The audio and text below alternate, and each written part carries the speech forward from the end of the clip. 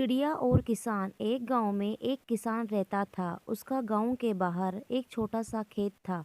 एक बार फसल बोने के कुछ दिनों बाद उसके खेत में चिड़िया ने घोंसला बना लिया।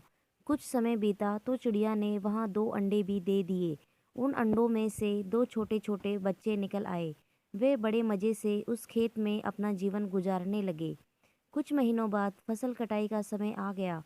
गांव के सभी किसान अपने खेतों की फसल की कटाई में लग गए। अब चिड़िया और उसके बच्चों का वह खेत छोड़कर नए स्थान पर जाने का समय आ गया था। एक दिन खेत में चिड़िया के बच्चों ने किसान को ये कहते सुना कि कल मैं फसल की कटाई के लिए अपने पड़ोसी से पूछूंगा और उसे खेत में भेजूंगा। ये सुनकर चिड़िया के बच्चे परेशान हो गए। उस समय चिड़िया कहीं गई हुई थी। जब वह वापस लौटी तो बच्चों ने उसे किसान की बात बताते हुए कहा, माँ, आज हमारा यहाँ अंतिम दिन है। रात में हमें दूसरे स्थान के लिए यहाँ से निकलना होगा।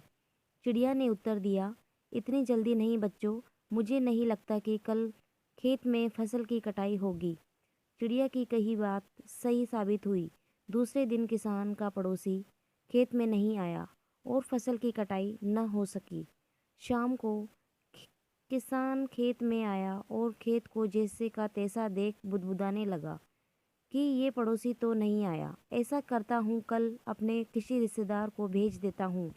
चिड़िया के बच्चों ने फिर से किसान की बात सुन ली और परेशान हो गए।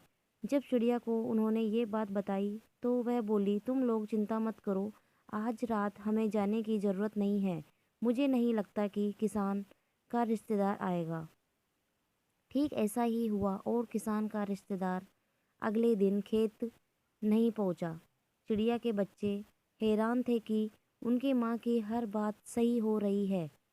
अगली शाम किसान जब खेत आया तो खेत की वही स्थिति देख बुदबुदाने लगा कि ये लोग तो कहने के बाद भी कटाई के लिए आते नहीं हैं। कल मैं खुद आकर फसल की कटाई शुरू करूँगा। चिड़िया के बच्चों ने किसान की ये बात सुन ली। अपनी माँ को जब उन्होंने ये बताया तो वह बोली, बच्चों, अब समय आ गया है ये खेत छोड़ने का। हम आज रात ही ये खेत छोड़कर दूसरी जगह चले जाएंगे। दोनों बच्चे हैरान थे कि इस बार ऐसा क्या है जो माँ खेत छोड़ने को तैयार है।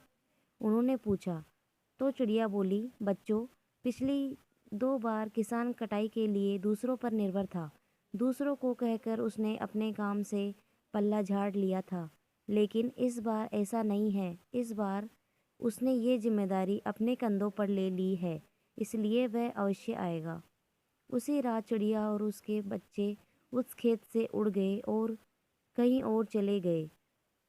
सीख: दूसरों की सहायता लेने में कोई बुराई नहीं है, किंतु यदि आप समय पर काम शुरू करना चाहते हैं और चाहते हैं कि वह समय पर पूरा हो जाए तो उस काम की जिम्मेदारी स्वयं लेनी होगी। दूसरे भी मदद उसी की करते हैं जो अपनी मदद करता है।